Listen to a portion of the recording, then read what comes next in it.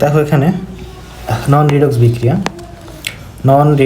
Redox মানে তো জারণ বিজন বিক্রিয়া, তাহলে নন রিডক্স বলতে যেটা জারণ বিজন ঘটে না। কত ক্লাসে বলছিলাম এখানে, তো এরকম আমাদের দুইটা প্রচলিত বিক্রিয়া আছে যেগুলো সব নন রিডক্স, একটা হলো প্রশমন বিক্রিয়া, একটা হলো অধঃক্ষেপণ বিক্রিয়া। তো একটা বলি এখানে এমন অনেক রাসায়নিক বিক্রিয়া দেখা যায় যেখানে ইলেকট্রনের আদান প্রদান ঘটে না। রিডক্স মানে জারণ বিজন মানে ইলেকট্রনের আদান প্রদান।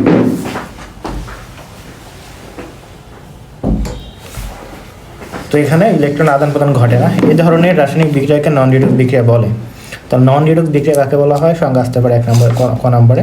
এই ধরনের বিক্রিয়া যেহেতু ইলেকট্রনের আদান প্রদান ঘটে না, সুতরাং বিক্রিয়ায় কোনো পরমাণুর জারণ সংখ্যার হ্রাস বৃদ্ধি অবশ্যই ঘটবে না। আচ্ছা, এই জায়গায় যদি কেউ ইলেকট্রনের আদান প্রদান না বলে যে আয়নের এক্সচেঞ্জ না হয় না? আয়নের এক্সচেঞ্জ অবশ্যই হবে, এখানে আয়নের এক্সচেঞ্জ অবশ্যই হবে, শুধুমাত্র কি হবে না জারণ, হ্যাঁ ইলেকট্রনের জারণ মান যেটা ছিল সেটাই থাকবে, জারণ মান অপরিবর্তিত থাকবে, এটাই হবে। বিভিন্ন আমি দেখাচ্ছি আরো বিস্তারিত বলবো। দেখো বিভিন্ন প্রকার নন রিডক্স বিক্রিয়া দেখানো হলো, যেমন এখানে মেয়েটি কি বলতো প্রশমন বিক্রিয়া আর হলো অধঃক্ষেপণ বিক্রিয়া। তো প্রশমন বিক্রিয়া সম্পর্কে হয়তো বা জানো, প্রশমন বিক্রিয়া মানে কি ছোট ক্লাসে পড়ে আসছে, অ্যাসিড বিক্রিয়া, অ্যাসিড আর হচ্ছে ক্ষারের বিক্রিয়া। ওকে, তাহলে অ্যাসিড এবং ক্ষারের বিক্রিয়ার মাধ্যমে, যে অ্যাসিড এবং ক্ষারের বিক্রিয়া করার মাধ্যমে কি তৈরি হয় বলতো, লবণ এবং পানি উৎপন্ন হয়, এটা মেনলি প্রশমন বিক্রিয়া। তাহলে এটা দেখলে আমরা বিভিন্নভাবে বলতে পারি একটি অ্যাসিড এবং একটি ক্ষার পরস্পরের সাথে বিক্রিয়া করে প্রশমিত হয়ে ক্ষার এবং লবণ পানি উৎপন্ন হয়। এটা এক ধরনের প্রতিস্থাপন বিক্রিয়া না বলা যায়। তো লবণ আর ক্ষার মানে লবণ আর পানি উৎপন্ন হওয়ার কি দরকার, ওইটা এটা প্রতিস্থাপন, কারণ এটা তো হচ্ছে হাইড্রোজেনটা প্রতিস্থাপিত হলো না। হ্যাঁ, কিন্তু এটা প্রতিস্থাপন বিক্রিয়া হবে না, বলা যাবে না। এটা দেখো এখানে প্রতিস্থাপন বিক্রিয়া বলতে একজনকে, হ্যাঁ মানে যেমন এখানে বসা দিয়ে ওই একজনকে সরাই দেয় তার অবস্থান ধাতু দ্বারা এখানে প্রোটনটা প্রতিস্থাপিত হলো, ওটা আর অন্য রকমের সিস্টেম। এটা এই ক্ষেত্রে হয় না, এটা যেহেতু এটা হলো মানে প্রশমন বিক্রিয়া সামান্য একটু তুমি এখানে ধরতে পারো যে ওরকম একটা মেকানিজম ঘটছে। সকল বিক্রিয়াতে এরকম একটা ঘটে যে তুমি যে একটা বিক্রিয়া করো এরকমই ঘটে, সবগুলো ক্ষেত্রে দেখা যায় মোটামুটি। তুমি যদি মনে করো CH4 প্লাস কি অক্সিজেন, তো এটাকে তুমি প্রশমন বিক্রিয়া বলতে পারো। এটা তো দহন বিক্রিয়া, বাট এটা কি প্রশমনের মতো মেকানিজমে ঘটে, বাট এটা কিন্তু কি বিক্রিয়া বলতো, দহন বিক্রিয়া। তবে মানে প্রতিস্থান বিক্রিয়াতে এটা অর্থাৎ সরাসরি ওখানে মানে ওইরকম অবস্থায় থাকবে যে অক্সিজেনটা এখানে বসে অক্সিজেন H4 যদি থাকতো, এরকম একটা মেকানিজম, ঠিক আছে। তো এরকম একটা জিনিসের বিষয় আছে। তো এখানে দেখো কি বলা হয়েছে, এই ধরনের বিক্রিয়া অ্যাসিড এবং ক্ষার বিক্রিয়া বলা হয়, এখানে দেওয়া আছে বিক্রিয়া, যেটা আমরা বললাম। তো এখানে দেখো আসলে এই প্রশমন বিক্রিয়াটা কীভাবে ঘটে আর কি, কীভাবে ঘটে আমি রিডিং দিয়ে তারপর একটু বিস্তারিত বলবো তোমাকে। এখানে দেখো প্রশমন বিক্রিয়ায় সর্বদাই কী বলতো, তাপ উৎপন্ন হয়, অর্থাৎ এটা একটা কী বলতো তাপ উৎপাদী বিক্রিয়া। আমি তোমাকে এর আগে বলছি যে বিক্রিয়া তাপের উপর ভিত্তি করে উৎপন্ন হচ্ছে না শোষিত হচ্ছে তার উপর ভিত্তি করে বিক্রিয়া দুই ধরনের, একটা হলো তাপ উৎপাদী, একটা হলো তাপহারী। তো দেখছিলাম যে সকল ধরনের সংযোজন বিক্রিয়া কী হয়ে থাকে, তাপ উৎপাদী, ব্যতিক্রম হলো কি ওই যে নাইট্রোজেন এবং অক্সিজেন, হ্যাঁ। আর বিয়োজন বিক্রিয়া হলো তাপহারী বিক্রিয়া। দহন বিক্রিয়া কি বলতো, তাপ উৎপাদী বিক্রিয়া। তো এখানে আরো একটা বিক্রিয়া পেলাম, সেটা হলো কি বলতো প্রশমন বিক্রিয়া। প্রশমন বিক্রিয়া কি হয়, তাপ উৎপন্ন হয়, এটা মনে রাখতে হবে। অর্থাৎ প্রশমন বিক্রিয়া তাপ উৎপাদী বিক্রিয়া এবং অ্যান্টাসিড খেলে পেট গরম হয় নাকি, ওটা দেখতেছি। হ্যাঁ, অ্যাসিড এবং ক্ষার উভয় কি তীব্র, অ্যাসিড ও ক্ষার উভয় কি বলতো তীব্র হলে এই তাপের মান কত হবে, মাইনাস। সর্বদাই ঠিক থাকবে না, এটা কি বলছে এখানে, যদি উভয় তীব্র হয় অ্যাসিড এবং ক্ষার, তীব্রতার মানও আছে না, ধরেন হচ্ছে শোনো তীব্রতার মান বলতে মোটামুটি তীব্র, আমরা তীব্র অ্যাসিড বলতে পারি। আচ্ছা, মানে যেটাকে তীব্র অ্যাসিড আমরা বলি না, এটা লঘু অ্যাসিড, এটা তীব্র অ্যাসিড। ওই তীব্র অ্যাসিড সবাই তো আর একরকম না, তবে তীব্র তো একটা বলে না এত এইগুলো তীব্রর মধ্যে তো ভাগ আছে, ওগুলো না আসলে তীব্র যারা আর যারা লঘু। তাহলে তীব্র অ্যাসিড এবং তীব্র ক্ষারের বিক্রিয়ায় যদি যে তাপটা উৎপন্ন হবে সেটা কত 57.34। এখন এটা কনফিউশন যে তীব্র অ্যাসিড এবং তীব্র ক্ষার, সকল অ্যাসিডের বা ক্ষারের তীব্রতা তো সমান না, সেক্ষেত্রে অলওয়েজ কেন এত কম বেশি হয় না কেন, প্রশ্ন আছে না, কেন এতই, মানে আমি সকল বিক্রিয়ার ক্ষেত্রে বললাম, সকল অ্যাসিড ক্ষারের বিক্রিয়ার ক্ষেত্রে বললাম কেন 57.34, এটা প্রশ্ন আসতে পারে, একটা করে বল দিচ্ছি। ওকে, তাহলে এটা একটা বুঝলাম এই তাপ হয়। এটা শুধু বলছে কি তীব্র অ্যাসিড এবং তীব্র ক্ষারের ক্ষেত্রে, তার মানে তীব্র অ্যাসিড এবং তীব্র ক্ষার না হলে এটা মানটা কি হতে পারে, বেশি হতে পারে কম হতে পারে, মেইনলি কি হয় কম হয়। তীব্র অ্যাসিড দুর্বল যদি নেই সেক্ষেত্রে আমাদের কি হবে, তাপ কম হবে। কেন কম হবে সেটা একটু করে বলতেছি। প্রশমন বিক্রিয়ার অ্যাসিড হাইড্রোজেন আয়ন সরবরাহ করে। কে বলো তো? অ্যাসিড হাইড্রোজেন আমরা জানি, আমরা অ্যাসিড দেয় হাইড্রোজেন, এবং কি করবে, ক্ষার দেবে হাইড্রোক্সিল আয়ন সরবরাহ করবে। এরপর দেখো উক্ত আয়ন দুটি পরস্পরের সাথে বিক্রিয়া করে পানি উৎপন্ন করে, এবং সোডিয়াম ক্লোরাইড দ্রবণে সোডিয়াম এবং ক্লোরিন আয়ন হিসেবে থাকে। তো মেইনলি আমি বিষয়টা বলি। এখানে দেখো আমি একটা নিলাম কি HCl,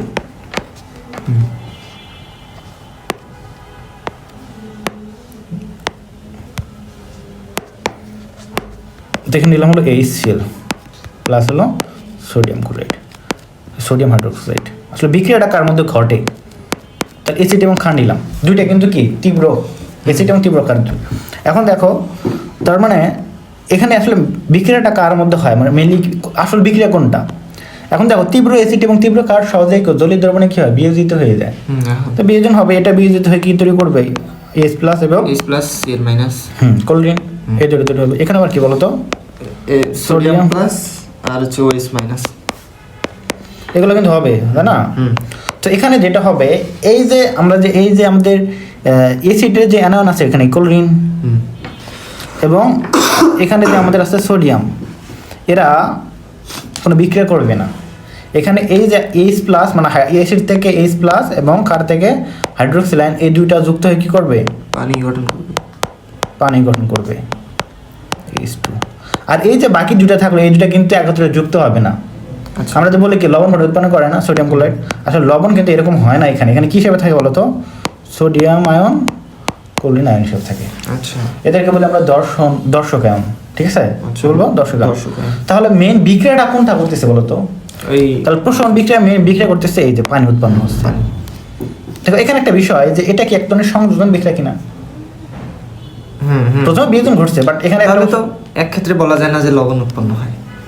লবণ উৎপন্ন হয়, তাই আমরা বলি। তারপরে লবণ তো মানে দুইটা আয়ন আর কি, হ্যাঁ আয়নে, হ্যাঁ আয়ন আকার হয়, তবে আসলে এরা যুক্ত থাকে না, হ্যাঁ। আয়ন হিসাবেই থাকে আর কি, ঠিক আছে? আচ্ছা, ঘনমাত্রা যদি অত্যাধিক মানে বাড়ানো হয়, তাহলে সেক্ষেত্রে লবণ হিসেবে কি করবে, অধক্ষণ করবে, হ্যাঁ হ্যাঁ, ঠিক আছে? গুঁড়া গুঁড়া করবে। হ্যাঁ, এটাই আর কি। তো এটা কি বলতো, এই যে বিক্রিয়াটা, তাহলে প্রশমন বিক্রিয়া দেখলাম মেইনলি কোনটা বিক্রিয়া ঘটে, আমাদের H প্লাস এবং ওই কি তৈরি করবে, পানি তৈরি করবে, এটা মেইনলি হয় আমাদের বিক্রিয়া এখানে। আর এটা ওইটা আয়ন হিসেবে থাকে, দর্শক আয়ন হিসেবে থাকে। দর্শক আয়ন মানে কোনগুলাকে বলবো? দর্শক আয়ন বলতে যারা ওই যে দ্রবণের মধ্যে আয়ন হিসেবে থাকে, যে কোনো আয়ন থাকতে বিক্রিয়ায় পারে। অংশগ্রহণ করবে। হ্যাঁ, তারা আয়ন হিসেবে থাকবে। এগুলো মেইনলি পড়তে পারবা হলো তড়িৎ বিশ্লেষণে আমরা বিষয়ে পড়ি আর কি, একটু পরে আমরা পড়বো যখন পড়াতে এটা আসবে। তো এখানে এগুলো তাহলে বুঝলাম এখানে। তাহলে এই যে দেখো এগুলো, এখানে দেখো পানি তৈরি হলো আর এগুলো আয়ন হিসেবে থাকলো। এই দ্রবণে উপস্থিত সোডিয়াম আয়ন এবং ক্লোরিন আয়ন দ্বয় বিক্রিয়া অংশগ্রহণ করে না, ফলে এদেরকে কি বলা হয়, দর্শক আয়ন বলা হয়। প্রশমন বিক্রিয়া প্রকৃত সমীকরণ কোনটা, এই যেটা, ঠিক আছে? আর এখানে কি তৈরি হবে বলতো, উৎপন্ন হয়। তার মানে এই দেখো বিক্রিয়ার মাধ্যমে দুইটা সংযোজন বিক্রিয়া হচ্ছে, মানে কি হবে, তা উৎপন্ন হবে। তাপের পরিমাণ কত, 57.34 মুক্ত করতে হবে। সুতরাং প্রশমন বিক্রিয়া বলতে আমরা H প্লাস আয়ন এবং হাইড্রোক্সিল আয়নের সহযোগে পানি উৎপন্ন করা বিক্রিয়াকে বুঝিয়ে থাকি। আবার দেখো অ্যাসিড হিসাবে আমরা যে তীব্র অ্যাসিড, যে কোনো তীব্র অ্যাসিড নেই না কেন, প্রতি ক্ষেত্রে হাইড্রোজেন আয়ন কি করবে, মানে হাইড্রোজেন সরবরাহ করবে, তাই না? যে অ্যাসিড অলওয়েজ আমরা জানি জলীয় দ্রবণে হাইড্রোজেন আয়ন সরবরাহ করে। এবং ক্ষার হিসাবে যে তীব্র অ্যাসিড, যেটা তীব্র ক্ষার যেটা নেবে সেটা কি করবে, হাইড্রোক্সিল আয়ন সরবরাহ করবে, অথবা এর পরস্পর যুক্ত কি করবে, পানি উৎপন্ন করবে, ঠিক আছে? 1 মোল পানি উৎপন্ন করতে যে পরিমাণ তাপ উৎপন্ন হয় তাকে প্রশমন তাপ বলা হয়। এই যে এটা একটা মনে রাখতে হবে। অর্থাৎ দেখো অ্যাসিড এবং ক্ষার বিক্রিয়া করার মাধ্যমে 1 মোল পানি উৎপন্ন করতে যে তাপ উৎপন্ন হয় তাকে বলা হয় প্রশমন তাপ। মিলে দেখো হিসাব করে যে প্রশমন তাপ কত, 57.34। এখানে দেখো বিষয়টা, এই যে এখানে দেখো এখানে কত মোল পানি উৎপন্ন হয়েছে বলো তো, 1 মোল, ঠিক আছে? তাহলে এখানে কি 1 মোল পানি উৎপন্ন করতে যে তাপ লাগে তাকে বলা হয় প্রশমন তাপ। বিভিন্ন ধরনের আমরা বিক্রিয়া দেখবো, এখানেও দেখো এখানে কিন্তু 1 মোল পানি উৎপন্ন করা হয়েছে বিক্রিয়ার মাধ্যমে, না? এটা প্রশমন তাপ, ঠিক আছে? ম্যাগনেসিয়াম যদি এখানে হাইড্রোক্সাইড নিতাম, মনে করো হাইড্রোক্লোরিক অ্যাসিড প্লাস ওই একই তো হবে, ম্যাগনেসিয়াম হাইড্রোক্সাইড, ওকে?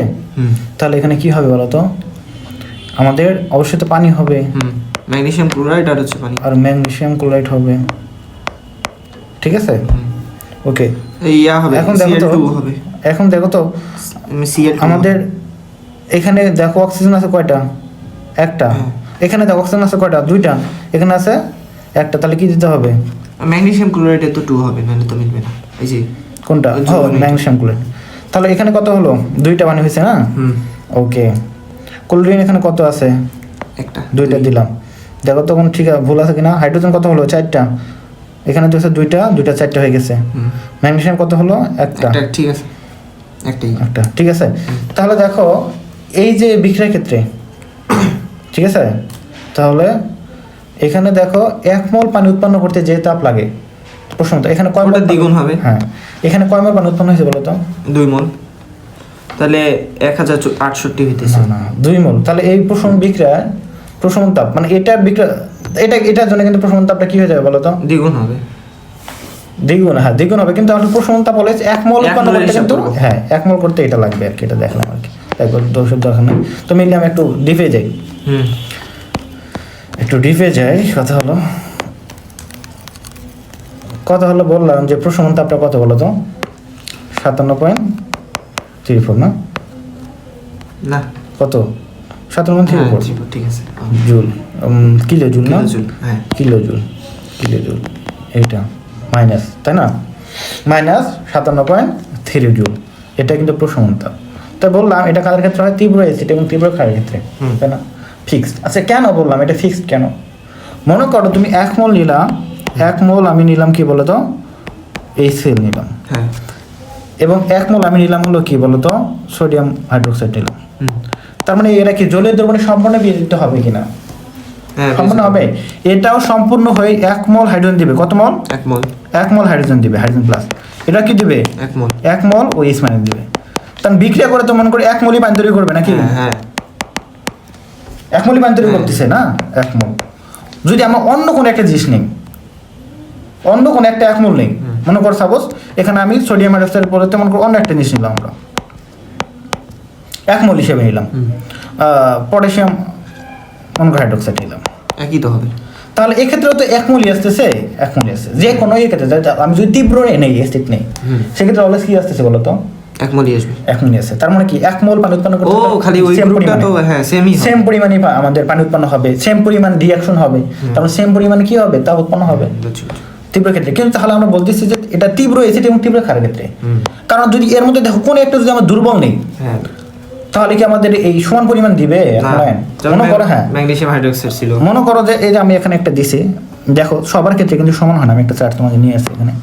এখানে দেখো অ্যাসিড দেওয়া আছে, অ্যাসিডের স্ট্রেন্থ দেওয়া আছে। আমাদের সবগুলোই কি ক্ষার, সবগুলোই আমরা শক্তিশালী ক্ষার নিছি, সবগুলোই শক্তিশালী ক্ষার নিছি। বাট আমরা কি নিছি?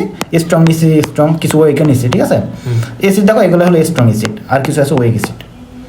তো এগুলোর ক্ষেত্রে দেখো এই যে স্ট্রং যেগুলো সবগুলো স্ট্রং স্ট্রং স্ট্রং স্ট্রং, দেখো এগুলো স্ট্রং, এগুলো কি স্ট্রংয়ের মধ্যে পড়ছে না?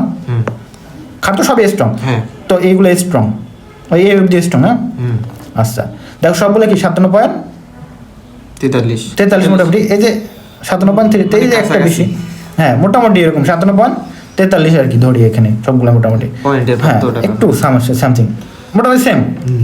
বাট দেখো এই যে এগুলো দেখলাম যখন ওর ওয়েক নিলাম তখন কি হয়েছে? কমে গেছে না? 55। এটা কত বলো তো? এটা হলো কি হচ্ছে আমাদের একটা, এটা 55, এটা 50। কিন্তু দেখো এখানে একটা ওয়েক নিছি, ওয়েক গেছি, কিন্তু এখানে বেড়ে গেছে। তাহলে ব্যতিক্রম পেলাম কয়টা? নর্মালি দেখলাম যে ওয়েক যদি নেই কি হবে? ওয়েক অ্যাসিড নিলে তাহলে আমাদের যে ওই প্রশমন তাপ 57.34, এর থেকে কি হবে? কমে যায়। হ্যাঁ, কমার কথা, হ্যাঁ কমবে। কিন্তু একটা কি পেলাম? আরো ব্যতিক্রম পেলাম। তাহলে আমাদের দুইটা জিনিস শিখতে হবে, যে ওয়েক অ্যাসিড নিলে কেন প্রশমন তাপ কমে, আর কেন আর একটা ব্যতিক্রম হয়। মানে ওয়েক অ্যাসিড নিলে কমবে, এটা নর্মাল নিয়ম, কিন্তু এটা পারি গেছে, তবে একটা ব্যতিক্রম হয়। তাহলে আমাদের দুইটা জিনিস শিখবো, যে ওয়েক অ্যাসিডে কেন কমে আর এটা কেন ব্যতিক্রম কেন দেখা যায় হাইড্রোজেন ফ্লোরাইডের ক্ষেত্রে। এই দুইটা জিনিস শিখবো। তাহলে দেখো ওয়েক অ্যাসিডে কেন কমে। তো মনে করো যে ওয়েক অ্যাসিড নিলাম আমরা, এখানে কি নেবো বলো তো?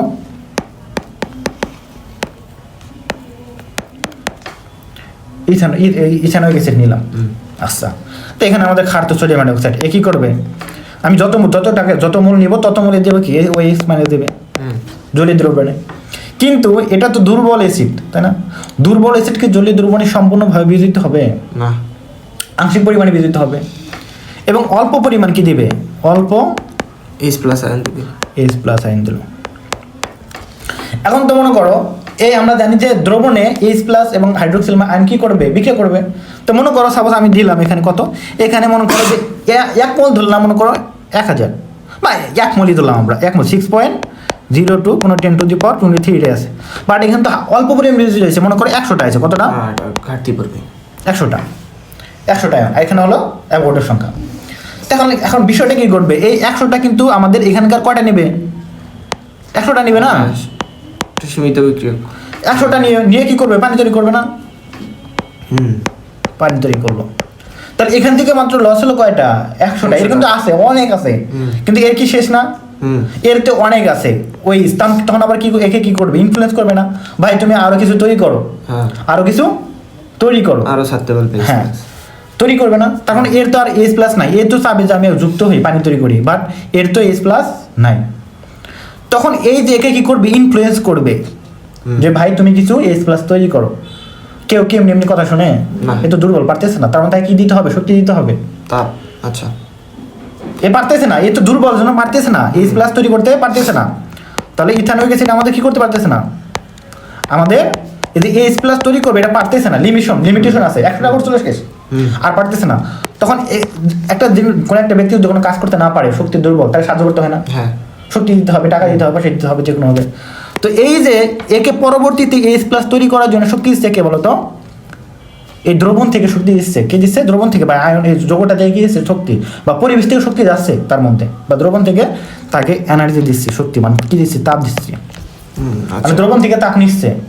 কারণ আমাদের বিক্রিয়াটা করতে হবে, এখানে এই কি আছে, বসে আছে, হাইড্রোক্সিল আয়ন অনেক বসে আছে, আমাদের কি প্রোডাকশন করতে হবে, H প্লাস অনেক পরিমাণে প্রোডাকশন করতে হবে। দেন তারপরে আরো মনে করে 100টা বুক করলো, আবার 100টা এর সাথে 100টার সাথে নিয়ে আবার পানি তৈরি করলো। এইভাবে পর্যায়ক্রমে কি করবে, দ্রবণ থেকে তাপ নিবে, ভাঙবে, আর পানি তৈরি করবে, দ্রবণ থেকে তাপ নিবে, ভাঙবে, পানি তৈরি করবে, এক পর্যায়ে কি হবে, শেষ হবে। এটা কি হবে, শেষ হলো, শেষ হয়ে কি তৈরি করবে, পানি, মনে করো পানি তৈরি করবে। এর বিক্রিয়াটা সম্মুখী চলতে থাকে, বিক্রিয়াটা সম্মুখী চলতেই থাকে। ওকে, আবার এরকম হতে থাকে, আবার কি হতে পারে, আবার পশ্চাৎমুখী হতে পারে, উভমুখী বিক্রিয়া একটা কন্ডিশনে যায় এক পর্যায়ে। তো মেন কথা না, আমরা যেটা ধরি যে সম্মুখী চলতে আসে বা শেষ হয়ে যায়, এরকমটা ধরি। তো এক্ষেত্রে দেখো যে প্রশমন নর্মালি যদি মনে করো এই যদি শুরুতেই 1 মোল দিত H প্লাস, এ তো 1 মোল দিচ্ছে, সেক্ষেত্রে পানি উৎপন্ন হতো, সেক্ষেত্রে 57.34 উৎপন্ন হতো। বাট এখানে এমন করে সাপোজ এটা উৎপন্ন হয়েছে, বাট এই যে এটা উৎপন্ন করতে গিয়ে একে দ্রবণ থেকে অনেক তাপ নিতে হয়েছে, তাই না, দ্রবণ থেকে তাপ নিতে হয়েছে না, এই তাপটাকে এখান থেকে মাইনাস যাবে না, এখানে মাইনাস হবে কিনা, মাইনাস হবে, এই মাইনাস হওয়ার কারণে কি হবে, আমাদের এখানে তাপটা কমে যায়। মিলে দেখো এখানে কত আছে বলো তো, 55.55 মানে মোটামুটি কত বলো তো, 2.2 তাপ কি করে, কিলোজুল তাপ শোষণ করে কে, ইথানল গ্যাস দ্রবণ থেকে। আচ্ছা, পূর্ণাঙ্গ বিয়োজনের জন্য ইথানল গ্যাসের দ্রবণ থেকে 2.2 কিলোজুল তাপ শোষণ করে, যার কারণে আমাদের এই যে তাপটা কি যায়, আমাদের প্রশমন তাপটা কমে যায়। আচ্ছা, ঠিক আছে, বুঝতে পারছো, দ্রবণ থেকে বললে ইয়ে হয় না, কারণ হচ্ছে দ্রবণ থেকে নেবে, কারণ দ্রবণের মধ্যেই তো আছে, কই থেকে নেবে, দ্রবণ থেকে নেবে না, তো সংরক্ষিত, হ্যাঁ দ্রবণ থেকে নিল। তাহলে এটা বুঝতে পারছো কেন কম হয় লৌহ গ্যাসের ক্ষেত্রে। এখন একটা বিষয় হলো, তাহলে তো এই যে H হাইড্রোজেন ফ্লোরাইড কি বলতো, একটা হাইড্রোজেন ফ্লোরাইড একটা কি বলতো, উইক অ্যাসিড, এর সাথে সোডিয়াম হাইড্রোক্সাইডের সাথে বিক্রিয়া করার মাধ্যমে কত, এর সবথেকে বেশি তাপ উৎপন্ন করলো 68। এটার কারণ কি বলতে পারবা, আইডিয়া করো তো, কি হতে পারে কারণ, পারবে একটু চিন্তা করলে পারবো। দেখো তো ফ্লোরিন আকার খুবই ছোট না, সব থেকে ছোট আকারের মধ্যে পড়ে না, আকার কিন্তু ছোট। ওকে, এবং এর তড়িৎ মান কত, সব থেকে বড় না, বেশি না। আচ্ছা, এখন দেখো এই নর্মালি সকলের মতো এরও একই অবস্থা, একই করলো, সোডিয়াম হাইড্রোক্সাইডের সাথে বিক্রিয়া করলো, এরও তো মনে করো বিয়োজন হবে, কয়টা তৈরি হবে, H প্লাস 100টা, এর তো হলো 6.02 কোনো 10 টু দি পাওয়ার 23। ওকে, তার মানে আগের মধ্যে কি এর প্রশমন দামটা কমে যাবে না, মনে করো কমে কত আসলো, 57.34 হওয়ার কথা ছিল, আসলো কত, 55 আসলো, 55.35 আসলো কি দেবে, এটাই হওয়ার কথা, তাই কি না। এবং এটা আরো অনেক বেশি দুর্বল, তার মানে আরো কম হওয়ার কথা। ধরলাম কত আসলো, 50 বা 50। এটা কিন্তু হওয়ার কথা ছিল, বাট এখানে একটা ঝামেলা হয়ে যায়। দিল কেমনে? এই যে এখানে ফ্লোরিন আসছে, ফ্লোরিন আছে না, তার এরা তো 20 জন হয়েছে না, 20 জন হয়তো H+ দিছে, হ্যাঁ, কারণ ফ্লোরিনটা হাইড্রোজেন ফ্লোরাইড দ্রবণে কি হয়েছে, H+ এবং এত হয়েছে না, মানে যে 100টা দিল বা যে দিচ্ছে মানে সম্পূর্ণ তো হয়েছে, ওই শক্তি নিয়ে তাপ নিয়ে তো 20 জন হয়েছে। আর দ্রবণে কি তৈরি হয়েছে বলো তো, মানে দ্রবণে অ্যাকচুয়ালি কি তৈরি হয় ডাইরেক্ট একবার লিখে দিই, যে hydrogen fluoride plus sodium hydroxide বিক্রিয়া করলে তাহলে আমাদের কি তৈরি হয়েছে, আমাদের তৈরি হয়েছে হলো পানি plus sodium fluoride, sodium plus fluorine minus, এটা তৈরি হয়েছে কিনা? হ্যাঁ। আচ্ছা, এখন কি হয় যে এখানে একটা কি আছে, এই যে আয়নটা কিন্তু এখানে পানির সাথে, পানির মধ্যে আছে কিনা? আচ্ছা, পানির মধ্যে আছে। তো পানির মধ্যে আছে, এই কি করে, এই পানির সাথে গিয়ে যুক্ত হয়, কি করে, পানির সাথে গিয়ে যুক্ত হয়, পানির সাথে যুক্ত হয়। তখন এর তো শক্তিশালী একটা যৌগ না, হ্যাঁ, এর মনে করো এমনিতে একটা ইলেকট্রন নিয়ে আছে ঋণাত্মক, তারপরেও কি হয় বলতো, আরো তো ইলেকট্রনটা নেওয়ার জন্য যাবে, হ্যাঁ, মানে ওরকম একটা ধরতে পারো যে এর সাথে কি করবে, হাইড্রোজেন মানে পানিকে পানি যুক্ত করবে। আচ্ছা, এর সাথে কি করবে, পানি যুক্ত করবে, নিজের ছোট একটা যৌগ, আর ছোট একটা যৌগ আবার স্থির থাকে না, হ্যাঁ, ছোট একটা যৌগ, তো এদের ওর সাথে কি করবে, গিয়ে যুক্ত হওয়ার চেষ্টা করবে, বা বিক্রিয়া করার প্রবণতা অনেক বেশি, তো এর সাথে গিয়ে যুক্ত হবে। তো এর তো পাওয়ার মোটামুটি ভালো আছে, সবচেয়ে দরিদ্র, হ্যাঁ, তো এর সাথে যুক্ত হবে। আচ্ছা, আমরা একটা জিনিস জানি না, সংযোজন বিক্রিয়া যেন কি বলতো, তো এটা হাইড্রোজেন হলো না, এটা বলো হাইড্রোজেন এনথালপি। এই যে ফ্লোরিনের হাইড্রোজেন এনথালপিটা অনেক বেশি শক্তিশালী, এটা ঠিক আছে, হাইড্রোজেন এনথালপি, যেখানে এই যে যুক্ত হওয়ার কারণে যে পরিমাণ শক্তি নির্গত হলো, এটাকে কি বলা হবে, মানে পানির সাথে যুক্ত হওয়ার কারণে যে শক্তি নির্গত হয় তাকে বলা হাইড্রোজেন এনথালপি। হাইড্রোজেন ওটা তো পানি, এই যে এই ফ্লোরিনের হাইড্রোজেন এনথালপিটা অনেক বেশি, বুঝছো? তার কারণে এই যে দেখো পানির সাথে যখন হাইড্রোজেন ফ্লোরিনটা যুক্ত হয়, একত্র হয়, তখন কিন্তু নির্গত হয় বলতো, তাপ নির্গত হবে, যদি সংযোজন হলো। আচ্ছা আচ্ছা, তাহলে এই যে 50.something এর সাথে এই তাপটা যুক্ত হবে না, হওয়ার কারণে আমাদের তাপটা কি হলো, বেড়ে গেল, 66 হয়ে গেল, 68 হয়ে গেল। তাহলে সোডিয়াম প্লাসটা এখানে দর্শক হিসেবে থাকবে, হ্যাঁ অবশ্যই। তাহলে এরকম দেখো হয়, এই জন্য এখানে আমাদের তাপটা বেশি হয়ে গেল। ওকে, তো এখানে এগুলো আর কিছু বলবো না। এখন দেখো পরীক্ষণের মাধ্যমে প্রশমন বিক্রিয়ার প্রদর্শন, পরীক্ষণের মাধ্যমে প্রশমন বিক্রিয়ার প্রদর্শন পড়বো এটা, হ্যাঁ, আচ্ছা ঠিক আছে। আচ্ছা, পরীক্ষণ এটা মনে হয় ভালো লাগে না, প্র্যাকটিক্যাল এটা আর কি। আচ্ছা পড়ে দিই, এমনি নর্মাল জিনিস। এসিড এবং ক্ষারের বিক্রিয়া করে কি লবণ এবং পানি উৎপন্ন করে, এই বিক্রিয়াকে প্রশমন বিক্রিয়া বলা হয়, আমরা জানি। বলা হয় একটি কাঁচপাত্রে বা বিকারে 10 ml সোডিয়াম হাইড্রোক্সাইড দ্রবণ নাও, অপর একটি বিকারে কি নেবা, HCl নিবা। বিকারের দ্রবণের মধ্যে দেখো, বিকারের দ্রবণের মধ্যে একটি কি নীল লিটমাস পেপার নিমজ্জিত করো। তাহলে কি করলাম, বিকারে কি আছে বলতো, HCl আছে, হাইড্রোজেন ক্লোরাইড, এর মধ্যে কি নিলাম বলতো, একটা নীল লিটমাস পেপার নিমজ্জিত করলাম। এবার ড্রপার ব্যবহার করে, আচ্ছা, ব্যবহার করে বাম থেকে নীল হওয়ার এটা, বাম হাত দিয়ে HCl দ্রবণকে ধীরে ধীরে কি করব, সোডিয়াম হাইড্রোক্সাইড দ্রবণের মধ্যে ঢালতে হবে। তাহলে এই যে কাজপত্র দুইটা বিকার লিখছি, তো যাই হোক, মানে মেনলি তোমাকে বিষয়টা বলি। প্রথমে একটা আমরা বিকারে কি নিচ্ছি বলতো, ক্ষার কি করে বলতো, লালকে কি করে, নীল করে না। তাই মনে করো আমি একটু বুঝাই দিই, এখানে কি আছে মনে করো, দ্রবণের মধ্যে আছে সোডিয়াম হাইড্রোক্সাইড, ওকে। এখানে আমি একটা নীল একটা পেপার দিলাম, ডিসপ্লেস পেপার। আচ্ছা, একটা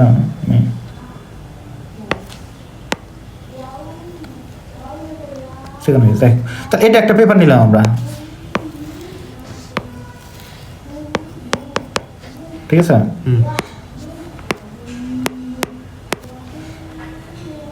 নীল না, হালকা নীল, তাহলে এখানে আমরা একটা নীল লিটমাস পেপার নিলাম,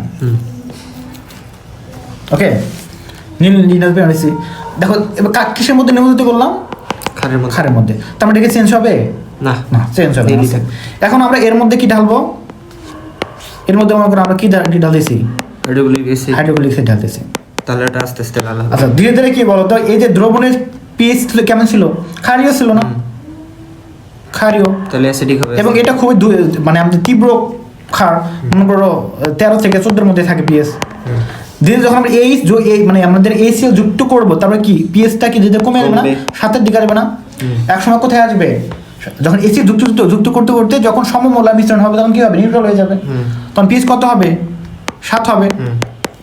দেন যখন আরো একটু আমরা ঢালবো ACl তখন কি হবে, ACl এর পরিমাণ বেড়ে যাবে না, তখন হঠাৎ করে কি হবে, এই যে এটা কি হবে, লাল হয়ে যাবে। যখন লাল হয়ে যাবে তখন আমরা কি করব, বন্ধ করে দেবো। লাল হতে শুরু করবে, তার মানে বুঝলাম কি প্রশমন বিক্রিয়া আমাদের হয়ে গেছে, প্রশমন বিক্রিয়া হয়ে গেছে, অর্থাৎ আমাদের যে অ্যাসিড এবং ক্ষার বিক্রিয়া করান্ত লবণ এবং পানি শেষ। বুঝতে পারছো? বুঝছি। ওকে। আচ্ছা এখানে আরেকটা কথা, মানে পিএইচ এর মানটা এখানে হিসাব করে কিভাবে? পিএইচ এর মান হ্যাঁ, এটা শিখবা, আছে মনে পড়ে তোমাদের কোন তো একটা অ্যাসিড ক্ষার বিক্রিয়া তোমাদের নাই, তোমাদের ক্লাস বিভাগে নাই, বলবো এখানে ওইটা একটু বলেন, ওইটা আচ্ছা। অনেক জায়গায় আসে তো। অ্যাসিড এর আগে একবার অলিম্পিয়াড দিতে গেছিলাম, ওইখানেও কয়েকটা কোশ্চেন ছিল। অ্যাসিড ক্ষার বোঝো না তুমি? হ্যাঁ, পিএইচ বোঝো না নাকি? না, পিএইচ এর মানটা কিভাবে হিসাব করবো, এরকম অনেক কটা মান ছিল তো। পিএইচ হলো পাওয়ার অফ হাইড্রোজেন বা পোটেন্স অফ হাইড্রোজেন বলি। পিএইচ অর্থ, পিএইচ মানে কি, পোটেন্স অফ হাইড্রোজেন বা পাওয়ার অফ হাইড্রোজেন। এটা আসলে কি, এইচ প্লাস আয়নের ঋণাত্মক লগারিদমের মান। হ্যাঁ হ্যাঁ, এটা ঠিক আছে, যে ঋণাত্মক লগারিদম কার এইচ প্লাস আয়ন, অর্থাৎ কি minus log H plus ion. বুঝছো? এইটা মনে করো যে আমি একটা জলীয় দ্রবণ মনে করো নির্দিষ্ট একটা মোলার ঘনমাত্রা নিলাম, মনে করো 0.1 মোল কি নিব, 1 মোল মনে করো HCl নিলাম। তার মানে এটা যখন আমরা জলীয় দ্রবণে বিয়োজিত হবে তখন কি তৈরি হবে, 0.1 মোল H প্লাস আর 0.1 মোল Cl। তার মানে এই দ্রবণের মধ্যে আমাদের H প্লাসের ঘনমাত্রা কত, 0.1 মোল। 1 মোল। তাহলে যদি মাইনাস লগ 0.1 করে দাও, তাহলে যেটা হবে সেটা হলো পিএস। আচ্ছা আচ্ছা, ঠিক আছে, বোঝা গেছে? বুঝছি। ওকে, মানে মোলের মানের উপর এটা হ্যাঁ হ্যাঁ, ওকে। তো এইভাবে আবার মনে করো যে এটা ধরলাম আমরা এসিডের ক্ষেত্রে বললাম আমাদের, তাহলে পিএইচ এর সূত্রই হলো কি বলতো, লগ এইচ প্লাস আয়নের ঘনমাত্রা ঋণাত্মক লগারিদম। কথা হলো ক্ষার যদি নেই তাহলে সেটা কিভাবে বের করবো পিএইচ, তাই না? এটা মনে করো 0.1 নিলাম, তাহলে বিষয়টা কি হবে, তাহলে এখানে দেখো 0.1 কি আসবে, ওইচ মাইনাস না। এখন একটা সম্পর্ক আছে, সম্পর্ক হলো যে আমরা যেটা ধরি, মনে করো আমরা যেটা ধরি আমাদের এখানে বিষয়টা হলো এরকম যে আমাদের এটি ঘনমাত্রা, এটা কিভাবে ধরি, পিএইচ অলওয়েজ কি হয় বলো তো, 14 হয়, কি হয় 14। কোন একটা দ্রবণের আমরা যদি ধরি মানে অলওয়েজ নিউট্রাল হলো 14। ওকে, মানে আমরা সীমা হলো আমরা ধরি হলো কত, মনে করো 0 তো হয় না, আমরা 0 থেকে ধরলাম, কত ধরলাম বলো তো, 14, নিলে 1 থেকে 14, 1 থেকে 14 পর্যন্ত আমরা ধরি পিএইচ। ঠিক আছে, হার্টের পিএইচ কি 1 হয় নাকি? হ্যাঁ, হার্টের পিএইচ, হার্ট, হ্যাঁ, হার্ট মানে কি, না না, হার্টের পিএইচ, হার্টের আর পিএইচ কিসের, এরকম জানি কোথায় একটা না হার্টের কোনো পিএইচ নাই, স্টোমাকের পাকস্থলীর পিএইচ। ও আচ্ছা, তাই তো। ঠিক আছে, 1.5 থেকে 3 হার্টের পিএইচ থাকবে কেন, কোথায় জানি দেখছি, ওই জন্য। ব্লাডের বলতে পারো, ব্লাডের কি বলতো, হ্যাঁ হার্টের তাই তো থাকবে। হ্যাঁ ব্লাডের কত বলতো, 7.34 থেকে 7.45। তো এটা পিএস, তো পিএস হয় কি, তখন আমরা কি বের করি কি, এই যে এটা আমরা এটা বের করি কিভাবে বলো তো, মনে করো তুমি এখানে কি বলবা, মাইনাস লগ ওই ইসের ঘনত্ব বের করলাম। ঠিক আছে, ঠিক আছে, মনে করো বের হলো কত, মনে করো এর সাপোজ আমাদের বের হলো কত, 1 বের হলো, লগ কি, তাহলে এটা কি হলো, লগ ওইস বা মানে এটা এই যে এটা তো করলামই আমরা, এটাকে তাহলে কি বলা হবে আমাদের, এটাকে হলো পিএইচ, এটাকে হলো পিওএইচ না। হ্যাঁ, তাহলে এটার সঙ্গে কত বের হলো, 1, আর সেক্ষেত্রে আমাদের পিএইচ কত হবে, পিওএইচ, তাহলে পিএইচ হবে আমাদের, পিএইচ কত হবে, সমান 14 - 1। আচ্ছা, বুঝতে পারছো? তো 13 হয়ে যেটা মানুষ হবে এটা এইভাবে বিয়োগ করি। আচ্ছা শর্টকাটে বললাম, আমি তোমাকে পিএইচ এর উপরে একটা ক্লাস নেব। হ্যাঁ ঠিক আছে? ঠিক আছে ঠিক আছে, ওইটা নিয়ে। হ্যাঁ, মানে অনেক ডিটেলস আছে তো, শর্টকাট শিখালাম বের করা পিএইচ আর তো মানে এইটা সবসময় মানে 14 ধরে সেই সীমাটা ধরে এখান থেকে বিয়োগ করতে হয়।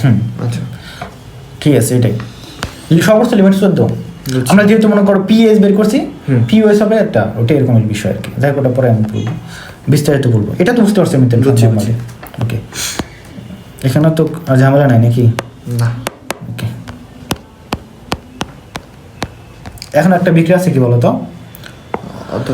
অধক্ষেপণ বিক্রিয়া। অধক্ষেপণ বিক্রিয়া বলতে কি বোঝায় বলো তো? সেটা ওইরকম কোনো বিক্রিয়াই না, এটা আসলে কিছু জমা হবে, হ্যাঁ কিছু একটা জমা হবে। প্রিসিপিটেশন রিঅ্যাকশন, দেখো একই দ্রাবকে দুটি যৌগ মিশ্রিত করলে, দ্রাবক একটা এর মধ্যে দুইটা যৌগ মিশ্রিত করলে তারা পরস্পরের সাথে কি করবে? বিক্রিয়া করে। যে উৎপাদগুলো উৎপন্ন করে তাদের মধ্যে কোনো একটি যদি ওই দ্রাবকে অদ্রবণীয় বা খুব অল্প পরিমাণে দ্রবণীয় হয়, তবে তা বিক্রিয়া পাত্রের তলায় কঠিন অবস্থায় তলানি জমা হয়, এই তলানি কি বলা হবে? অধক্ষেপণ বলে। যে বিক্রিয়ায় দ্রবণীয় বিক্রিয়ক পদার্থ বিক্রিয়া করে অদ্রবণীয় কঠিন উৎপাদে পরিণত তাকে অধক্ষেপণ বিক্রিয়া বলে। সংখ্যাটা মনে রাখতে হবে। অর্থাৎ কি বুঝলাম? যে কোনো একটা দ্রাবকের মধ্যে দুইটা বিক্রিয়া করার মাধ্যমে যে উৎপাদগুলো তৈরি হবে তার মধ্যে কোনো একটি যদি অদ্রবণীয় হয় ওই দ্রাবকে, তাহলে তলানি হিসেবে জমবে, তখন এই বিক্রিয়াকে বলি আমরা অধক্ষেপণ বিক্রিয়া। সংখ্যাটা মনে রাখবো একটু। তো এখানে দেখো কিছু উদাহরণ দেওয়া আছে। প্রথমে দেখো সোডিয়াম ক্লোরাইড এবং সিলভার নাইট্রেট, ঠিক আছে? এটা দুইটাই জলীয় দ্রবণ নিছি, দুইটা কিন্তু কি জলীয় দ্রবণ, এটা কি বলতো? দ্রবণীয় না, দুইটাই দ্রবণীয়। এই দুইটা বিক্রিয়া করলে কি হয় বলতো? সিলভার ক্লোরাইড তৈরি করে এবং হলো সোডিয়াম নাইট্রেট। সোডিয়াম নাইট্রেট দ্রবীভূত হয়, ঠিক আছে? দ্রবীভূত হয় এবং আয়ন হিসেবে থাকে। আর এটা কঠিন, এই সিলভার ক্লোরাইডটা কি হবে? কঠিন হয়, মানে তলানি জমে। তাহলে এটা এক ধরনের কি ধরনের বিক্রিয়া বলতো? অধক্ষেপণ বিক্রিয়া। কারণ সিলভার ক্লোরাইডটা কি বলতো? অদ্রবণীয়। প্রশ্ন আসতে পারে এখানে একটা, করলাম না প্রশ্নটা? কি প্রশ্ন বলতো? কোনটা? এই যে সিলভার ক্লোরাইড কি হয়? অদ্রবণীয় হয়। প্রশ্ন করতে পারো না যে কেন এটা অদ্রবণীয়, কেন? এটা তো একটা আয়নীয় যৌগ, পোলার যৌগ, তার মানে এটা অদ্রবণীয় কেন? কঠিন প্রশ্ন। যাই হোক, প্রশ্ন আসে নাই, বললাম তোমাকে অ্যান্সার। আচ্ছা বলেন, এটা একটু বলেন। আচ্ছা যদি কখনো অন্য কারো কাছ থেকে কোশ্চেন আসে। আচ্ছা, তাই এটা একটু উপরে, তারপরে আমি বলি। তাহলে দেখো, যেমন সোডিয়াম ক্লোরাইডের জলীয় দ্রবণের মধ্যে সিলভার নাইট্রেট জলীয় দ্রবণ, যেগুলো বললাম এগুলো আছে, তারপরে রিডিং দিই। জলীয় দ্রবণ যোগ করলে তাদের মধ্যে বিক্রিয়া করে এবং সিলভার ক্লোরাইড কি করবে? এগুলো তৈরি হয়ে যায়, বললাম না? এখন দেখো, এই যে সিলভার ক্লোরাইড কি, এর দ্রবণীয়তা খুবই কম, এর দ্রবণীয়তা অত্যন্ত কম বলে বিক্রিয়া পাত্রে কি হবে? তলানি জমে। খুবই কম, মানে দ্রবণীয় হয় না এমনটা না, খুবই কম, হালকা পরিমাণ। কারণ হলো কি, একটা জিনিস তোমাকে আমি বলছিলাম, যেটা আমরা পড়ছি, যেটা বইয়ের একটা টপিক ছিল, সেটা কি বলতো? পোলারিটি ছিল না, একটা জিনিস পড়ছো না? পোলারিটি মানে জানো কি? মানে হচ্ছে ওই যে কোন ইয়ার মধ্যে চার্জের পোলারিটি হলো কি সমযোজী যৌগের একটা বৈশিষ্ট্য। কার বৈশিষ্ট্য বলো তো? সমযোজী একটা যৌগের বৈশিষ্ট্য। সমযোজী যৌগের বৈশিষ্ট্য কোন সমযোজী যৌগের? যে সমযোজীর মধ্যে সমযোজীটা ভিন্ন ধর্মী দুইটা মৌল দ্বারা গঠিত এবং কোন একটা তড়িৎ ঋণাত্মকতার মান অনেক বেশি। যেমন কি ছিল বলো তো? পানি, অক্সিজেনের বেশি, বা হাইড্রোজেন ফ্লোরাইড। এই যৌগগুলোর মধ্যে দেখি তারা কি ভিন্ন ধর্মী দুইটা যৌগ দ্বারা, মৌল দ্বারা গঠিত যৌগ, এবং এখানে দেখা যায় তড়িৎ ঋণাত্মকতার মানের পার্থক্যের কারণে শেয়ার কিন্তু ইলেকট্রন কোনো একটা নিজ দিকে টেনে নেয়, যার কারণে কি ডেভেলপমেন্ট করে? মানে এটা কি আংশিক পজিটিভ নেগেটিভ হয়। এই যে আংশিক নেগেটিভ পজিটিভ হলো, এটাকে পোলারিটি হলো না? এটাকে আমরা কি বলি? পোলারিটি। তাহলে সমযোজী যৌগের আয়নিক যৌগের সমযোজী যৌগের আয়নিক যৌগের বৈশিষ্ট্য লাভ করার ধর্মকে কি বলা হয়? পোলারিটি বলা হয়। অর্থাৎ পোলারিটি মানে কি? সমযোজী যৌগের আয়নিক বৈশিষ্ট্য। পোলারিটি মানে সমযোজী যৌগের আয়নিক বৈশিষ্ট্য, অর্থাৎ সমযোজী থেকে আয়নিক। তাহলে বিষয়টা বুঝছো এখানে? ওকে, তাহলে এটা তো আমরা জানি, পড়ছি বিস্তারিত। ঠিক এর উল্টাটাই হলো কি বলতো? আরেকটা নাম আছে, জানো না? পোলারায়ন। কি বলতো? পোলারায়ন। হ্যাঁ, মানে পোলার থেকে মায়া হয়ে যাবে, ঠিক আছে? এটা মায়া থেকে পোলা হয়েছে, এটা হলো পোলার থেকে মায়া হয়ে যাবে, পোলারায়ন, ঠিক আছে? আয়নিক থেকে সমযোজী। তাহলে পোলারায়ন মানে কি বলতো? এখানে আমাদের আয়নিক থেকে সমযোজী, মানে সমযোজী। কাদের ক্ষেত্রে এটা হবে? এখন এটা বলতে গেলে তাহলে তোমাকে একটা বড় একটা রুল পড়াইতে হয়, একদিনের লেকচার, ফাজানের নিয়ম, ঠিক আছে? তাহলে নর্মাল তোমাকে বলি। আচ্ছা বলেন, ওইটা আরেকদিন না, ওই দুইটার উপর। হ্যাঁ, আচ্ছা, ওইটা নিব, এক্সট্রাগুলার ক্লাস নিব। তাহলে এটা কি হচ্ছে, আমি ডাইরেক্ট নর্মালি বলতেছি। তার মানে এই যে বললাম সিলভার ক্লোরাইড, এর ক্ষেত্রে এই জিনিসটা ঘটে। কি ঘটে? হচ্ছে পোলারায়ন ঘটে, ঠিক আছে? হচ্ছে আয়নিক থেকে কি সমযোজীর দিকে যায় অনেকটা, যার কারণে এটা কি হয় না? দ্রবীভূত হয় না। এটা একটু মনে রাখতে পারো। ওকে, তো এখন কোন যৌগের কি কি, এগুলো আমি তোমাদেরকে পরে একটু বলবো, ঠিক আছে? দ্রবণীয়তা ও আচ্ছা, আর ইয়া হচ্ছে ইয়াটা তো আলাদা, দ্রাবকটা তো আলাদা, পানি একটা মানে দেখো অ্যালুমিনিয়াম, এটা তো একটু আছে অ্যালুমিনিয়াম হাইড্রোক্সাইড, এটা কি ধরনের যৌগ বলো তো? উভধর্মী যৌগ বলে, তার মধ্যে সমাজের বৈশিষ্ট্য বেশি থাকে। এটা কি অ্যালুমিনিয়াম কি বলতো? ধাতু না, এটা কি যৌগ হওয়ার কথা? তারপরে বেরিয়াম ট্রাইক্লোরাইড, মানে আয়নিক হওয়ার কথা, আয়নিক হওয়ার কথা, কিন্তু না এগুলো কি হওয়ার কথা বলতো? আয়নিক হওয়ার কথা, আয়নিক না, কিন্তু এগুলো কি সমাজের বৈশিষ্ট্যের মধ্যে বেশি ডেভেলপমেন্ট করে। আচ্ছা ঠিক আছে, বুঝছো? বুঝছি, এই যে কিন্তু হওয়ার কারণটা ফেরিক ক্লোরাইড, বুঝছো? হ্যাঁ, কিন্তু হওয়ার কারণটা এই যে পলায়ন, তারা এদের মধ্যে কি করবে? সমাজের বৈশিষ্ট্য ডেভেলপমেন্ট করবে। এইটা বুঝবো কিভাবে যে কেন? কোনটা হচ্ছে সমাজের দিকে বেশি যায়? ও, এটা শিখতে শুনতে চাচ্ছ? হ্যাঁ, নাহলে তো বুঝবো না দেখলেও। আচ্ছা আচ্ছা, বলি আমি একদিন শিখতে চাইলাম। এই যে মনে করো কোনো একটা সমাজের যোগে কি থাকে, একটা এই একটা আণবিক যোগে একটা ক্যাটায়ন একটা কি থাকবে? অ্যানায়ন থাকবে। তো ক্যাটায়ন আকার যত ছোট হবে, ক্যাটায়ন আকার যত ছোট হবে, এবং অ্যানায়ন আকার যত বড় হবে, নিয়ম হলো কি পোলারায়ন হওয়ার, ক্যাটায়ন আকার যত ছোট হবে অ্যানায়ন আকার যত বড় হবে, এবং তাদের চার্জ যত বাড়বে, চার্জ যত বাড়বে, চার্জ যত বাড়বে, মাইনাস এটা বাড়বে, তত এদের মধ্যে পোলারায়ন বেশি ঘটবে, অর্থাৎ সমাজ থেকে মানে আয়নিক থেকে সমাজের ধর্ম ডেভেলপমেন্ট করবে। আচ্ছা। আবার যদি এমন হয় এদের মধ্যে যদি কি ডি এবং এ অরবিটাল চলে আসে, যাদের ক্ষেত্রে ডি এবং এ অরবিটাল থাকবে তাদের মধ্যে কি হবে? পোলারায়ন বেশি ঘটবে। এই সিলভার ক্লোরাইডের মধ্যে কি মানে পর্যায়ে চারের পর এই যে এটা কি ডি অরবিটাল আছে না? হ্যাঁ আছে। এই জন্য এর মধ্যে কি পোলারায়ন ঘটে গেছে বেশি। আচ্ছা আচ্ছা আচ্ছা।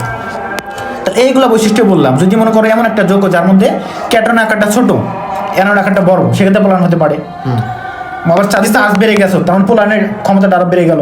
যেমন সিলভার ক্লোরাইডের কথা বলছিলাম, সিলভার ক্লোরাইডের এখন সিলভারের আকারটা বড় হবে না? বড়, বাট ওই যে ডি অরবিটাল বসার কারণে। ও আচ্ছা আচ্ছা। আবার দেখো অ্যালুমিনিয়াম হাইড্রোক্সাইড যেটা বললাম, বা অ্যালুমিনিয়াম ক্লোরাইড, অ্যালুমিনিয়াম আকারটা মোটামুটি ছোট আছে, আবার কি চার্জ কত? 3। এই জন্য কি এখানে পোলারায়ন ঘটে। তুমি অ্যালুমিনিয়াম ক্লোরাইড না নিয়ে যদি অ্যালুমিনিয়াম ব্রোমাইড নাও, এক্ষেত্রে কি আরো সমাজের ধর্ম বেশি হবে। অ্যালুমিনিয়াম আয়োডাইড হলে কি হবে? আরো বেশি হবে, তার অ্যানায়নের আকারটা আরো বড় হয়ে গেল। এখন পোলারায়ন বিষয়টা কি আরেকটা সহজভাবে বুঝাই আমি তোমাকে। মনে করো একটা আমি সোডিয়াম ক্লোরাইড নিলাম। এই পৃথিবীতে কোনো যৌগই পরিপূর্ণভাবে বিশুদ্ধ আয়নিক বা সমযোজী না। আচ্ছা। সোডিয়াম ক্লোরাইড সব থেকে বেশি আয়নিক একটা যৌগ। এর মধ্যে আমাদের আয়নিক বৈশিষ্ট্য কত জানো? 80%, বাকি 20% হলো সমযোজী বৈশিষ্ট্য। আচ্ছা। তার কারণ কি? ওই যে পোলারিটি এবং পোলারায়ন সৃষ্টি হওয়ার কারণে। আবার কোনো যৌগে কি 100% সমযোজী না, তার মধ্যে মানে কিছু না কিছু ভেজাল থাকবে। ভেজাল থাকবে। তো এটা কিভাবে ঘটে? এটা সোডিয়াম, সোডিয়ামের কি ভিতরে এটা থেকে কি হয়? ইলেকট্রন দিয়ে দেয় না? হ্যাঁ। কারণ পজিটিভ চার্জ কিনা, কারণ কক্ষপথ পজিটিভ, আর কক্ষপথে ইলেকট্রন নাই। কেন্দ্রে কি আছে? তার প্রোটন আছে, বেশি আছে না প্রোটন? হ্যাঁ। প্রোটন বেশি কিনা? হ্যাঁ। কক্ষপথে ইলেকট্রনের তুলনায় কেন্দ্রে প্রোটন বেশি, তার মানে তার আকারটা সেই ছোট। ইলেকট্রন দিয়ে দিছে, কিন্তু তার কি মনে একটা ক্ষোভ আছে কিনা? আমার দরকারে আমি দিচ্ছি, বাট এর একটা কি আগ্রহ আছে কিনা? আছে। কোলরিন নিয়ে নিবে, এর কথা 17টা প্রোটন, ইলেকট্রন কয়টা? 18টা গেছে, মানে ইলেকট্রন নিচ্ছে। আচ্ছা আচ্ছা, নিল। এখন এরা তো পাশাপাশি হয়ে যৌগ তৈরি করছে, তাই না? এখন কথা এর একটু তো একে ইলেকট্রন দিয়ে দিচ্ছে, তবে এর কি লোভ না? একটু ইলেকট্রন প্রতি আছে। তো কি করবে? লোভের কারণে এই কিন্তু ইলেকট্রনকে একটু টানবে না? এই যে ইলেকট্রন যে কক্ষপথে আছে, একটা মেঘের বলয়ের মধ্যে আছে, মেঘের বলয়কে সোডিয়ামকে টানবে কিনা? কে টানবে? সোডিয়ামের নিউক্লিয়াসটা টানবে। কক্ষপথে ইলেকট্রন বিকর্ষণ করবে, বাট নিউক্লিয়াসটা কি করবে? টানবে। আবার দেখো তাহলে এই যে কক্ষপথে ইলেকট্রন এর নিউক্লিয়াস দ্বারা কি হবে? আকর্ষিত হবে। ওকে, আর এই ইলেকট্রন যদিও হালকা হালকা বিকর্ষণ করবে, কিন্তু আকর্ষণ করবে। আবার দেখো এই যে মেইল এটা আকর্ষণ করবে আর কি। এখন দেখো এই যে এই কক্ষপথটা তো যদি বড় হয়, মনে করো আমরা আকার যত বড় হয়, কোনো একটা পরমাণু আমরা জানি, কোনো একটা পরমাণু নিউক্লিয়াস থেকে কক্ষপথের আকার যত বড় হবে, কেন্দ্র নিউক্লিয়াস থেকে আকর্ষণ তত কমে যাবে। এর কারণে এই যে অ্যানায়নটার আকার যখন কি হবে? ছোট হবে, বড় হবে। এমনিতে নতুন একটা ইলেকট্রন ঢুকছে, যার কারণে বিকর্ষণ একটা ব্যাপার আছে। তাহলে আকার বড় হয়েছে মানে কি? তার মানে কেন্দ্র নিউক্লিয়াসের সাথে বহিষ্ঠ শক্তি আসতে ইলেকট্রনের সম্পর্কটা একটু কম। আকার বড়, আমরা জানি ইলেকট্রন স্থির থাকে না, ঘোরে না। আর যখন বড় একটা পথে যখন ঘুরবে ইলেকট্রন, তখন এখানে এক ধরনের প্রান্তিকতা দেখা যায়। হঠাৎ করে ইলেকট্রনগুলো কি হবে? একদিকে চলে যায়। এটাকে লরেন্স বল বলা হয়। একটা বলের তৈরি হয়, এটা পরে বড় বিষয় পড়বো। তো এই যে একদিকে চলে আসলো, একদিকে চলে আসবে, তাই না? এরকম আসে, ওটা লরেন্স বল। তো এটা বলছিস না আমি। তো এই যে কক্ষপথ যত বড় হওয়ার কারণে কি হবে, এই যে এখানে যদি এক ধরনের আকর্ষণ বল কাজ করতেছে, ওই যে জোয়ার ভাটার একটা সম্পর্ক করছো চাঁদের সাথে সম্পর্ক, চাঁদের সাথে জোয়ার ভাটার সম্পর্ক আছে না? যখন পৃথিবীর দিকে আসে খারাপ, যেদিকে মনে করো চাঁদ থাকে ওইদিকে পানিগুলো সব চাপে যায়, তারপরে এই যে মহাকর্ষ বলের কারণে পানিগুলো আসবে, ঠিক আছে? ঠিক এমনটা এখানে, যেহেতু এখানে এক ধরনের আকর্ষণ আছে, এই পাশে তো আকর্ষণ নাই, এই পাশে আকর্ষণ, তার মানে কি হবে, যেহেতু কেন্দ্রীয় নিউক্লিয়াসের সাথে আমাদের ইলেকট্রনগুলোর সম্পর্ক খারাপ, বেশি ভালো না, তার মানে কেউ কিন্তু সহজে টেনে নিতে পারে কিন্তু বাইরের কেউ। এই জন্য কি হবে, এই মেঘের বলাইটা, এই মেঘের বলাইটা কি করবে, সোডিয়ামের দিকে এই যে এরকম হয়ে আসবে। আচ্ছা, তার মানে এরকম আসলে তাহলে এই অংশটুকু কি দুজনের মধ্যে শেয়ারিং এর একটা অংশ হচ্ছে না? ও এই জন্য সমযোজী, তাহলে শেয়ারের একটা অংশ হলো, তার মানে এটা এখানে সমযোজী, বাট কিন্তু এটা আইনি যোগ। মানে এখন এই শেয়ারিং এর প্রভাবটা যত বেশি হবে তত সমযোজী হবে। তাহলে তত বেশি হবে কখন, যদি আয়নের আকার যত বেশি হবে, চার্জ যত বেশি হবে, মানে দেখো যত চার্জ বেশি, মনে করো 3+ হয়ে 3- হলো, মানে 3টা ইলেকট্রন নিচ্ছে বাইরে থেকে, তারপর অত কেন্দ্র নিউক্লিয়াসের সাথে অত বিকর্ষণ হবে। হ্যাঁ, আবার দেখো এর আকার যত ছোট হবে, দেখো আয়নের আকার ছোট মানে কি, কেন্দ্র নিউক্লিয়াসের প্রতি কি, মানে আমাদের নিউক্লিয়াসের কক্ষপথের প্রতি আকর্ষণ তত বেশি, তার মানে ক্যাটায়নের আকার হতে হয় ছোট। বুঝছি। আবার চার্জ যদি বেশি হয় তাও হবে, তার মানে চার্জ বেশি, মানে আমি একটা অ্যালুমিনিয়াম আমি 3টা দিছি, তার মানে আমার কি 3টা দিছে, আমার একটা কষ্ট আছে না, তা অন্য ইলেকট্রন নেওয়ার প্রতি আকর্ষণ বেশি, বুঝছো? তাহলে এই জন্য আমরা বলি ক্যাটায়নের আকার যত ছোট হবে, চার্জ যত বেশি হবে, তত বেশি কি হবে, পোলারায়ন হবে। এক্ষেত্রে কি হবে বলো তো, আকার যত বড় হবে, বড় আকার, এবং চার্জ যত বেশি হবে তত পোলারায়ন করবে। আরেকটা জিনিস কম জিনিস, এটা হলো ডি অরবিটাল, ডি এবং এফ অরবিটাল থাকলে পোলারায়ন করবে, বুঝছো? বুঝছি। মানে দুইটার ক্ষেত্রে ডি এফ অরবিটাল থাকবে নাকি একটার ক্ষেত্রে থাকলে? মেইনলি ওদের ক্ষেত্রে থাকলে হবে, ডি এবং অরবিটাল যদি থাকে। আচ্ছা, মিল ক্যাটায়নের ক্ষেত্রে আমি সেই প্রভাবটা ফেলে আর কি। তার মানে চতুর্থ পর্যায়ের পর থেকে এটা ক্যাটায়নের ক্ষেত্রে আর কি, ডি এবং এফ অরবিটালটা ধরি আমরা। তার মানে চতুর্থ পর্যায় থেকে বাকিগুলোর ক্ষেত্রে এই ঘটবে। হ্যাঁ, ডি অরবিটাল যেখানে থাকবে। তবে অলওয়েজ তো এটা না যে বাকি নিয়মগুলো তো আছে, এটাও একটা নিয়ম। তো সবগুলো নিয়ম বলে দিলাম, ফাজানের নিয়ম এটা, ঠিক আছে? পোলারায়ন হওয়ার ফাজানের নিয়ম, হ্যাঁ। আর হচ্ছে লরেন্স বল। লরেন্স বল তো বলি নাই, বলেন নাই কিন্তু হচ্ছে লরেন্স বল বলবো, হালকা করে একটু বলবো। এই যে মনে করো যে এমনিতে মনে করো কি বলবো, আচ্ছা লরেন্স বল আসলে কোথায় কাজ করে? লরেন্স বল মেনলি কাজ করে হলো তোমার এই যে আছে না, যে হ্যালোজেন, হ্যাঁ, ফ্লোরিন, ব্রোমিন, হাইড্রোজেন। আচ্ছা এগুলো কি সবাই কি প্রকৃতি কি হিসেবে থাকে, মানে দ্বিপরমাণু কোন হিসেবে থাকে, ওকে? তার মধ্যে দেখো এই দুইটা কি বলতো, গ্যাস। হ্যাঁ, এটা কি বলতো, এটা হচ্ছে তরল আর এটা কঠিন, এটা হলো সলিড। এইটা কারণ কি, কারণটা কি এখানে? কারণটা হলো লরেন্স বল। কি বলতো, বল কম থাকার কারণে দূরে দূরে থাকে, এই কারণে গ্যাস নাকি? লরেন্স বল বা ভ্যান ডার ওয়ালস বল শুনছো না? হ্যাঁ হ্যাঁ, নাম জানো কি? ভ্যান ডার ওয়ালস আসলে কি বোঝো কি? ভ্যান ডার ওয়ালস বল। ভ্যান ডার ওয়ালস বল আসলে অনেকগুলো বলকে একত্রে বলি আমরা, অনেক ধরনের বল। তার মধ্যে একটা পরে কি লরেন্স বল। মেনলি লরেন্স বলটাকে বিশেষভাবে ভ্যান ডার ওয়ালস বল বলা হয়ে থাকে। আরও বিভিন্ন ধরনের টাইপ আছে ভ্যান ডার ওয়ালস বলের মধ্যে পড়ে, এগুলো বড় ক্লাসে শিখবা। তো আমি এমনি শুনতে লরেন্স বলটা তোমাকে বলতেছি এখানে, ঠিক আছে? তো লরেন্স বলটা কি, ওই যে যেটা বললাম, যে মনে করো এটা কি বলো তো, এটা মনে করো ফ্লোরিনের, তো কক্ষপথ কয়টা? 2টা, ওকে 2টা। তার মানে দেখো ওই যেটা বললাম যে কক্ষপথে যে মানে একটা মনে করো একটা যে আমরা কিছু দৌড় খেলা আছে না, গোল রেখা চারপাশে দৌড় দিতে হয়, বা গোড়ে একটা বেড়ার, ওই যে বড় বড় খেলা দেখা যায় এরকম। যখন দেখো এই যে পরিধিটা যখন অনেক বড় হয়, যদি একসাথে মনে করো এখানে 10 জন দৌড় দেয়, 10 জন যাচ্ছে, এক পর্যায়ে দেখা যাবে যে কি মনে করো 10 জনকে প্রথমে এভাবে দিছিলাম, মানে 10 জন মনে করে ঘিরে দৌড় দিছিল, মনে করে এইভাবে সমান সমান দূরে রেখে দৌড় দিছে। 1 মিনিট 2 মিনিট বা 3 মিনিট পর বা 5 মিনিট পর দেখবা কি দৌড় দিছে এই সদস্যগুলা কোন এক সময় কি হয়েছে বলতো, যদি অনেক বড় মানে পরিধি হয়, একদিকে আধিক্য দেখা দিবে, হ্যাঁ ক্ষণিকের জন্য, মানে এরকম থাকে, এরকম আবার কি সরে যাবে, আবার হয়ে যাবে, কোন এক সময় কি হয় বলতো, একখানে আধিক্য দেখা, হ্যাঁ এক প্রান্তে চলে আসে।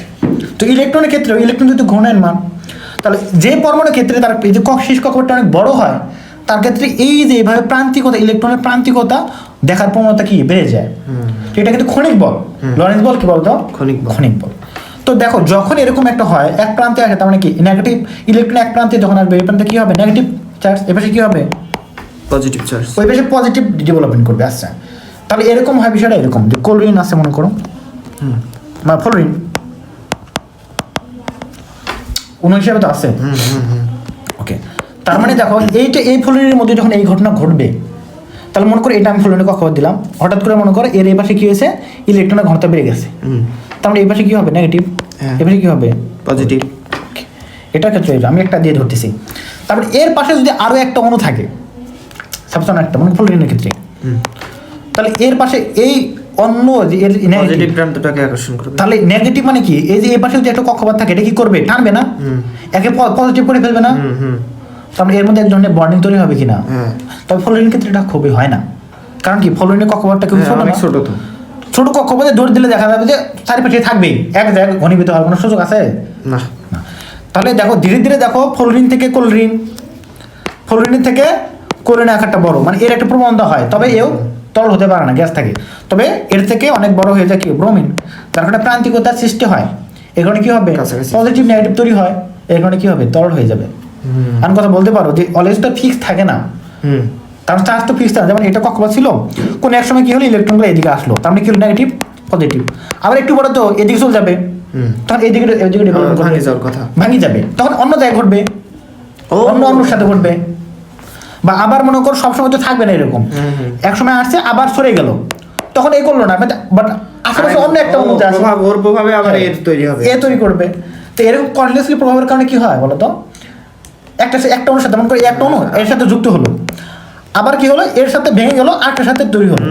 এইভাবে তৈরি হওয়ার মাধ্যমে তরল অবস্থান থাকে। মানে পাশের যেটা ওটা আবার ওর চার্জের প্রভাবে এর চার্জ সৃষ্টি হয়। তাহলে এরকম ভাবে তাদের মধ্যে থাকে আর কি, একটার সাথে ভাঙে তো আরেকটার সাথে গড়ে, আরেকটার সাথে গড়ে তো আরেকটার সাথে ভাঙে, এভাবে তৈরি হয়ে থাকে। তো এটা কার ক্ষেত্রে বেশি হবে? যার আঘাত তত বেশি। এই বলটা আর শক্তিশালী কার ক্ষেত্রে হয়? আয়োডিনের ক্ষেত্রে। আকার অনেক বেশি বড়, প্রান্তিকতা আরো বেশি তৈরি হয়, তখন এটা কি হয়ে যায়? কঠিন হয়ে যায়। এটাকে বলে লরেন্স বল, এক ধরনের ভ্যান ডার ওয়ালস বল। ওকে, অনেক বিস্তারিত বললাম, মজা লাগলো। ঠিক আছে, তো এইটুকু দেখো।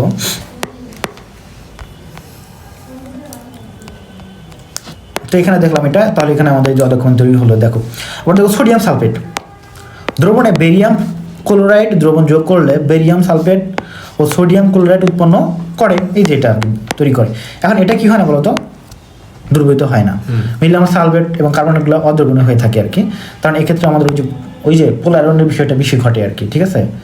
যার কারণে এগুলো কি হবে বলতো?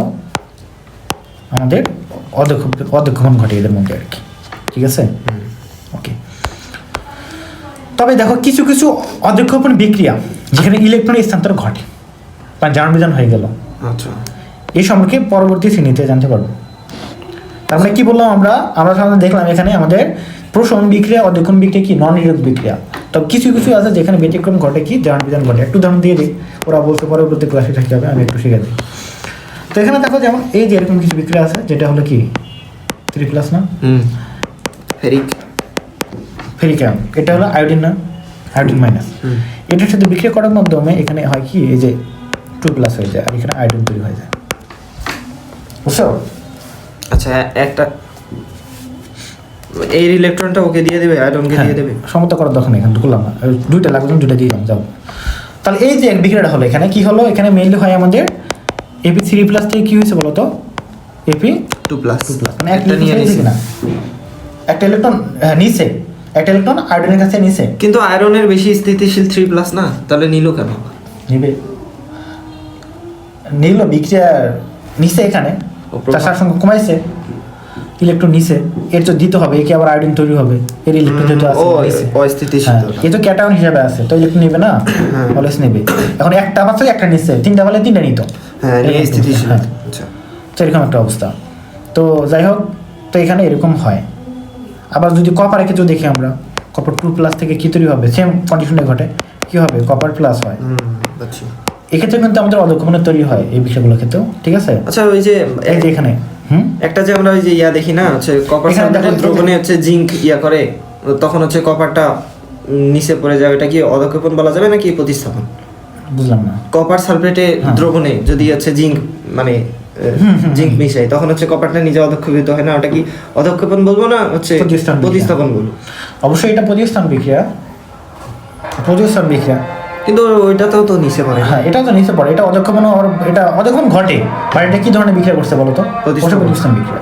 ঠিক আছে, তার মানে এটা দ্রবীভূত হচ্ছে না, তার এই বিক্রিয়া তুমি যদি নর্মাল কন্ডিশনে ঘটাও, মানে এটা আসলে কি বলবো, এটা তো আসলে প্রতিস্থাপন বিক্রিয়া, বাট এখানে অধঃক্ষেপণ ঘটতেছে আর কি।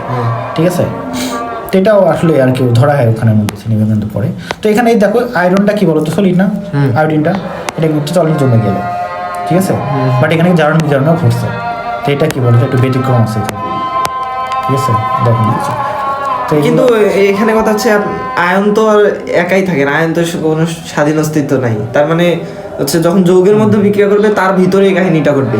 কোথায়? এই যে হচ্ছে যেমন হচ্ছে ফেরিক, আচ্ছা আয়নটা তো যোগে ছিল, মানে ফেরিক বা সেটাই বলতেছি, অনেকটা যোগ হিসাবে এটা তার এমনি ছিল যৌগের মধ্যে ঘটবে। ঠিক আছে, মনে করো ফেরিক ক্লোরাইড আছে, মানে কোন একটা যোগ দিলাম আমি, সো এখানে আয়নের স্থান বুঝছি, ফেরিক হাইড্রোক্সাইড ছিল,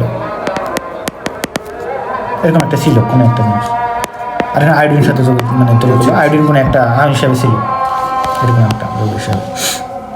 তো এগুলো দেখলাম যে অধঃক্ষেপণে দেওয়া আছে এখানে, এগুলো পড়বা একটু যে বিক্রিয়াটা, তেমন কিছু না, যে বিশেষ ধরনের রাসায়নিক বিক্রিয়া এগুলো একটু পড়বা বাসায় নাকি? আমি পড়াবো পরের দিন। আচ্ছা, পরের দিন আমি পড়াবো না তাহলে এখান থেকে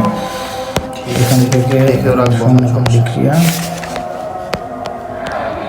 আর তুমি যতটুকু বললাম এটুকু পড়িও। ঠিক আছে। ঠিক আছে।